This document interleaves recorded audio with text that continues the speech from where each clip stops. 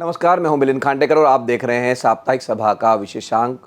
साप्ताहिक सभा के विशेषांक में आज हम बात करेंगे बिहार विधानसभा चुनाव को लेकर सी वोटर के ताज़ा ट्रैकर की, ताज़ा सर्वे की, जो ये बताएगा कि इस समय बिहार में किसकी हवा बह रही है। और इस बारे में बातचीत करने के लिए मेरे साथ जुड़ रहे हैं सी वोटर के फाउंडर यशवंत देशमुख। नमस्कार और स्वागत है आपका यशवंत। नमस्कार मिलिंद, बहुत बहुत बुलाने के लिए और साप्ताहिक सभा में आने का अलग ही मुझे सुख रहता है। हमें भी बहुत सुख रहता है, आपके हमारे दर्शकों को भी आपके इंतजार रहता है आपकी बातों का। वो फिर भले ही कहे कि भाई जिसको जो पसंद होगी, कभी आपको संघी कह देंगे, कभी कांग्रेसी कह देंगे, वो एक अलग बात है। बात है, लेकिन साप्ताहिक सभा में एक तो यह है कि इत्मीनान से बातचीत होती है, मुद्दों पे बात होती है। और मैं ये देखता हूँ कि बहुत लोग देख करके बाद में संदेश भेजते हैं कि इस पर और जानकारी चाहिए थी, या इस पे और अगर बताते और अच्छा रहता। तो बड़ा अच्छा लगता है सुन के एंगेजमेंट को उसको तो। जी जी। एंगेजमेंट, हमारे दर्शक बड़े उनका स्नेह है कि वो हर शो में काफ़ी कमेंट्स करते हैं, काफ़ी बातें अपनी राय रखते हैं, और हम चाहते भी है कि ये एंगेजमेंट बना रहे हैं हमारा और दर्शकों का। तो ये जो सी वोटर का सर्वे आया है, इसकी जो 3 मुख्य बातें मैं आपको बता देता हूँ। पहली बात तो ये है कि तेजस्वी यादव अभी भी नंबर 1 पर बने हुए, जहाँ तक मुख्यमंत्री उम्मीदवार की पसंद है। उनका आंकड़ा करीब करीब 36% पे पहुंच गया है और ये लगातार बढ़ोतरी हो रही है। पिछली बार जब हमने यशवंत से बात की थी तो ऐसा लग रहा था कि ये बढ़ोतरी, उनकी जो यात्रा हुई थी सितंबर में, उसके बाद भी ये बढ़त उनकी बनी हुई है। दूसरे नंबर पर लेकिन बने हुए प्रशांत किशोर, उनके आंकड़े में अब 23% पे आके वो कहीं ना कहीं रुक गया है। और तीसरे नंबर पर नीतीश कुमार है, जो कि 16% के आसपास आकर रुक गए हैं। तो अभी भी जो है तेजस्वी प्रसाद यादव नंबर 1 पे बने हुए हैं। लेकिन जब दर्शकों, जब वहाँ पर बिहार के मतदाताओं से पूछा गया कि भाई किसको एज है, किसको बढ़त है, तो 40% लोग कहते हैं कि एनडीए को बढ़त है और 38% लोग ये कहते हैं कि महागठबंधन को बढ़त है। पर इसमें भी एक विरोधाभास है। जब लोगों से ये पूछा गया कि जो बड़ी समस्याएं हैं बिहार की, जैसे माइग्रेशन है, जैसे रोजगार है, तो उसको कौन बेहतर ढंग से हल कर सकता है, तो उसमें 36% यानी ज़्यादा लोग कहते हैं कि महागठबंधन कर सकता है, यानी महागठबंधन पर उनको सरकार से ज़्यादा भरोसा है। तो ये 3 बड़े आंकड़े हैं जिसके आसपास हम बातचीत करेंगे। लेकिन ये जो ये तीनों आंकड़े मैंने जो जिसको समअप किया मोटे तौर पे, उससे तो समझ ही नहीं आ रहा है कि आप तो दोनों तरफ से खेल रहे हैं कि भाई महागठबंधन भी जीत सकता है या एनडीए भी जीत सकता है। तो एग्जैक्टली बताइए कि क्या होगा। जी, विरोधाभास दरअसल हम लोगों को लगता है, जनता के मन में विरोधाभास नहीं होता। मुझे क्या है कि सबसे बड़ा मुद्दा, जब लोग कहते हैं कि बेरोजगारी है सबसे बड़ा मुद्दा और लगातार कह रहे हैं, और अगर उसमें तेजस्वी यादव कहते हैं कि हम हर एक को नौकरी देंगे या इस तरीके को वादा करेंगे, तो ऑब्वियस सी बात है कि एक बड़ा हिस्सा बेरोजगारी के मुद्दे वाला जो है वो कहता है कि समाधान शायद तेजस्वी दे सकते हैं। लेकिन जैसा कि पिछली बार हम लोग ने बात की थी, महिलाओं के मुद्दे पे और महिलाओं की भागीदारी पे जो अटैचमेंट नीतीश कुमार जी का है, वो अटैचमेंट पूरे भारत में किसी भी दूसरे नेता का नहीं है। नीतीश कुमार एकनाथ शिंदे नहीं है, नीतीश कुमार हेमंत सोरेन नहीं है, नीतीश कुमार शिवराज सिंह चौहान भी नहीं है, जिन्होंने महिलाओं की स्कीम के ऊपर अपने अपने चुनाव जीते। नीतीश कुमार ने 20-25 साल पहले साइकिलें बांटी थी, पोशाक बांटी थी, स्कॉलरशिप दी थी लड़कियों को। तो जो लड़कियां स्कूल में थी 20 साल पहले, वो आज गृहिणियां हैं, एंटरप्रेन्योर हैं, आज वो माताएं हैं, उनकी बच्चियां स्कूल जा रही हैं। उनका कनेक्शन, इमोशनल बॉन्डिंग बहुत अलग लेवल का है। तो इसलिए आप इसमें कोई विरोधाभास न देखें। नंबर 1 बात, मुझे लगता है कि जनता में जिस तरीके के मुद्दे हैं, उसमें जिस तरीके का सॉल्यूशन वो चाहते हैं, उस सॉल्यूशन के ऊपर वो बता रहे हैं। नंबर 1 चीज। नंबर दूसरी चीज, मुख्यमंत्री की चॉइस में ट्रैक्शन लगातार प्रशांत किशोर ने पिछले 1 साल में धीमे धीमे करके अपनी जगह बनाई है। इसको हमने रिपोर्ट किया है, हम इससे इनकार नहीं कर सकते। वो एक एक्स फैक्टर बिहार में बन के उभरे हैं। लेकिन बार बार मैं इस बात को कहता रहता हूं कि मुख्यमंत्री की चॉइस होना, वोट पड़ना और वोटों का सीटों में बदलना, ये 3 अलग अलग चीजें हैं। शायद इसीलिए मुख्यमंत्री की चॉइस में 23-24%, 22% तक भी लोग प्रशांत किशोर का नाम लेते हैं, लेकिन जीतेगा कौन, इसके ऊपर आप देखिए कि वहां पर 13% ही लोग जन स्वराज के लिए वहां पे बोल रहे हैं। यानी प्रशांत किशोर अपनी पार्टी से डबल की हैसियत में है। ये भी कोई नया फिनोमिना नहीं है। प्रधानमंत्री नरेंद्र मोदी अपनी पार्टी से डबल पे चलते हैं, ये भी कोई बड़ी नई बात नहीं है।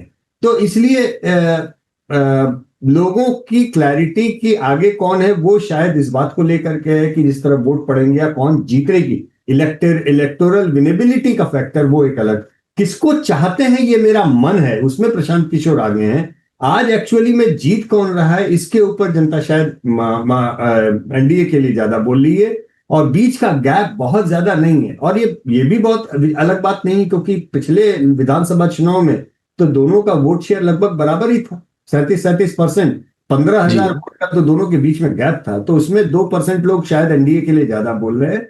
और वो जो ज्यादा बोल रहे हैं, मुझे ऐसा लगता है कि चूंकि नीतीश कुमार जी की स्कीम उस समय आई थी, उसका इंपैक्ट जरूर दिखाई दे रहा है इसके ऊपर। अब आने वाले एक हफ्ते में समीकरण कैसे बदलेंगे, क्योंकि 2 दिन पहले ही तेजस्वी यादव ने हर घर में सरकारी नौकरी देने का जो एक मुद्दा उछाला है, उसका इंपैक्ट बेरोजगारों के ऊपर, युवाओं के ऊपर क्या पड़ता है, ये हम लोग को अगले 2 हफ्ते में समझ में, 1 से 2 हफ्ते में समझ में आ जाएगा।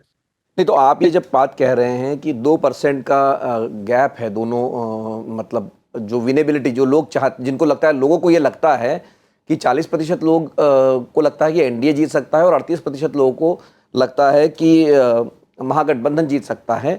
जन सुराज को अगर 13% लोग मानते हैं कि वो जीत सकता है, तो आपको लगता है कि अब मतलब प्रशांत किशोर इसमें कोई फैक्टर रहेंगे, या ये मतलब बाइपोलर, यानी ये दोनों गठबंधनों के बीच में ही मुकाबला है, और ये अंतर क्या आपको लगता है यहाँ से बढ़ेगा या और क्लोज हो सकता है? क्योंकि जैसे आपने कहा कि महिलाओं को एक तरफ से जो स्कीम आई हैं वो एनडीए के पक्ष में गई है, और जब तेजस्वी यादव ने सरकारी नौकरियों का ऐलान किया है, भले ही वो फिजिबल है या नहीं वो एक अलग विषय है, लेकिन वादा जो किया है कि हर घर में एक सरकारी नौकरी देगी, तो ये दोनों तरफ से एक बड़ा दांव खेला गया है।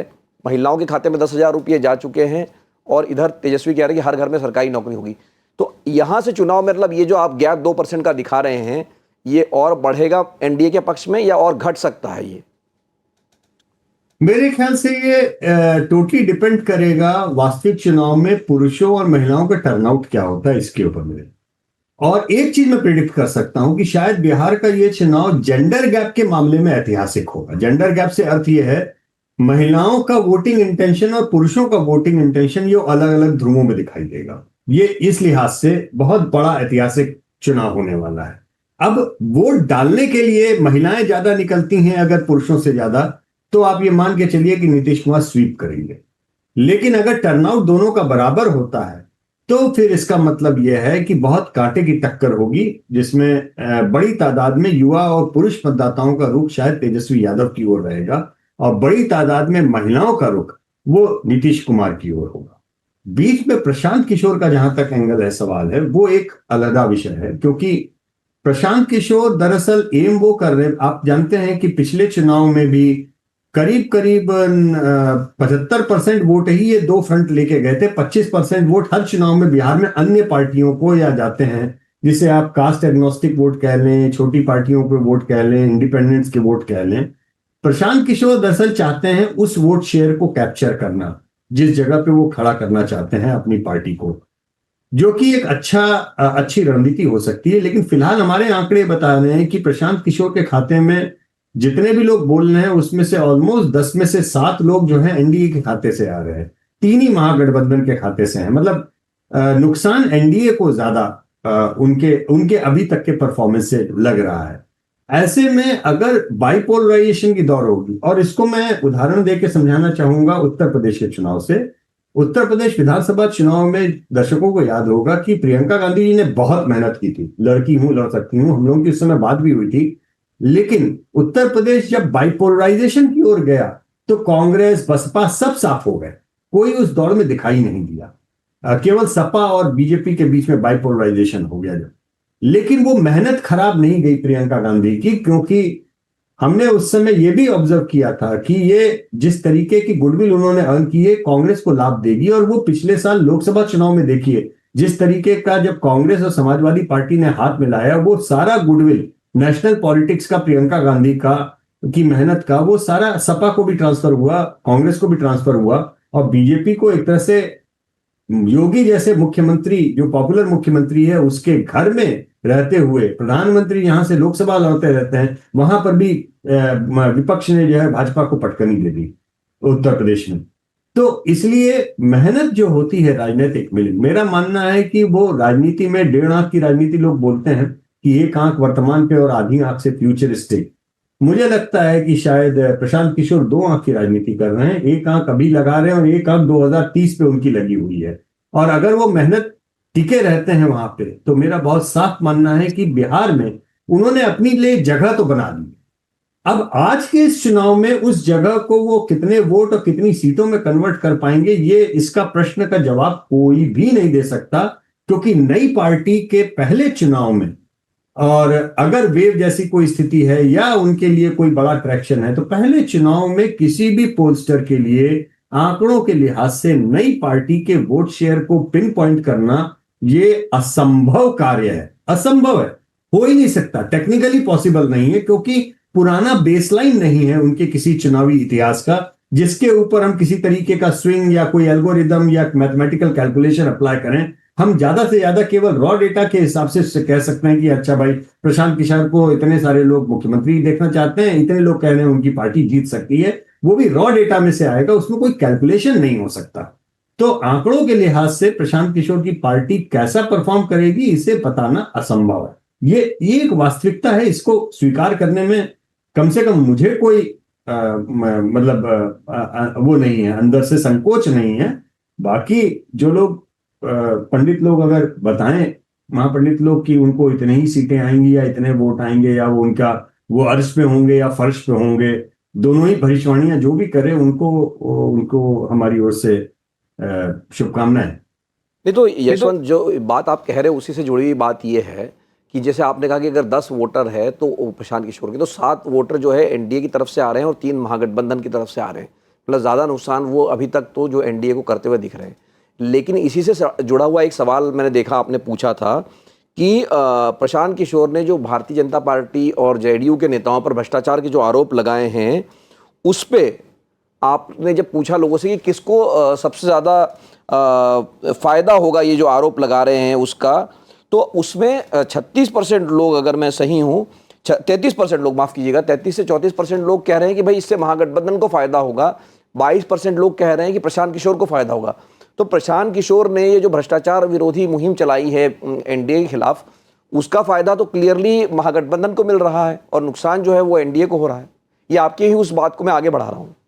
जी बिल्कुल, और ये बहुत स्वाभाविक रूप से है समझना, क्योंकि अगर आप एक एक किसी पक्ष को नीचे घसीटेंगे तो दूसरे पक्ष को एक डिफॉल्ट फायदा तो अपनी जगह पे है। मानिए बीजेपी यहां पर है और तेजस्वी यादव यहां पर है, मानिए सपोज कीजिए, अब तेजस्वी यादव अपनी जगह बने रहते हैं लेकिन बीजेपी का ग्राफ यहां आ जाता है, तेजस्वी यादव नंबर 1 हो जाते हैं। तो स्वाभाविक सी बात है कि उन आरोपों का, उन चीजों का बीजेपी को, मतलब एनडीए को नुकसान है उन चीजों का काफी।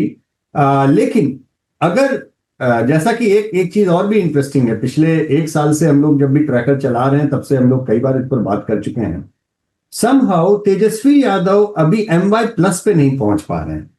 उनके आंकड़े जो मुख्यमंत्री की चॉइस के भी जो हैं, वो आपने देखा होगा अपर साइड पे 40% गया, लोअर साइड पे 33-34% गया, इसके बीच में ही घूम रहा है। जो MY का कॉम्बिनेशन है 36% का, वो उसके ही आसपास घूम रहे हैं, बहुत ज्यादा MY+ नहीं जा रहे हैं, जबकि ग्राफ पड़ा है प्रशांत किशोर का। इसका मतलब क्या है कि जो भी एंटी इनकम्बेंट वोट है, जो भी नाराज वोट है, जो भी एक ऑप्शनल वोट आप जिसे कह लें, जो आइडियली एक स्विंग वोट के नाते एक तरफ से दूसरी तरफ जाता है और सत्ता परिवर्तन हो जाता है।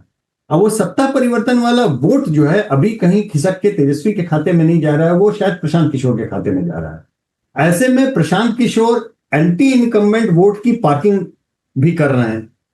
तो ये एक बड़ा फंसा हुआ एंगल है, जिसमें अगर तो ये वोट एंटी तेजस्वी वोट के नाम पर वापस एनडीए या नीतीश कुमार की ओर जाते हैं, तो फिर एनडीए को अच्छी खासी जीत मिल सकती है।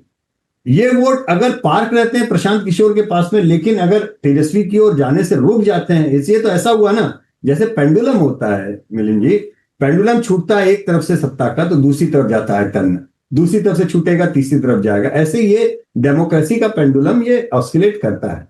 अब ये इधर से पेंडुलम छूटा और प्रशांत किशोर ने बीच में रोक दिया, तो मामला मुकाबले का हो गया, मामला कांटे का हो गया।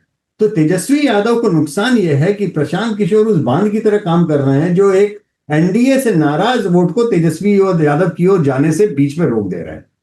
ठीक है, अब प्रशांत किशोर उस बांध से एंटी इनकम्बेंसी भले ही जाने से रोक दे रहे हैं, लेकिन दूसरी बात यह भी है कि वो ऐसा वोटर है जो शायद तेजस्वी यादव को न जाए घर बैठने की प्लानिंग कर रहा हो, या बिल्कुल उसको यह डर लगे कि नहीं नहीं अब तो आरजेडी वापस आ जाएगी और पुराना जंगल राज वापस आ जाएगा, तो हो सकता है मन मार के भी जेडीयू बीजेपी को वोट देने चला जाए। तो ये एंगल फंसा है, तिरछा है, फंसा है। इसमें केवल इतना हमको समझना चाहिए कि प्रशांत किशोर ने एक तिकोना मुकाबला बनाया है, एक जगह पे वो ऐसी जगह पे ले गए हैं जहां पे दोनों पक्षों की साइड से कुछ ना कुछ नाराज वोट, जो एनडीए से ज्यादा नाराज अभी हैं, वो प्रशांत किशोर की ओर जाकर के चिपक रहे हैं। लेकिन खुदा न खास्ता अगर उत्तर प्रदेश की तरह से मुकाबला बाइपोलराइजेशन की ओर बढ़ गया तो प्रशांत किशोर जी के वोट, उनकी पॉपुलैरिटी उनके वोट में कन्वर्ट नहीं होगी।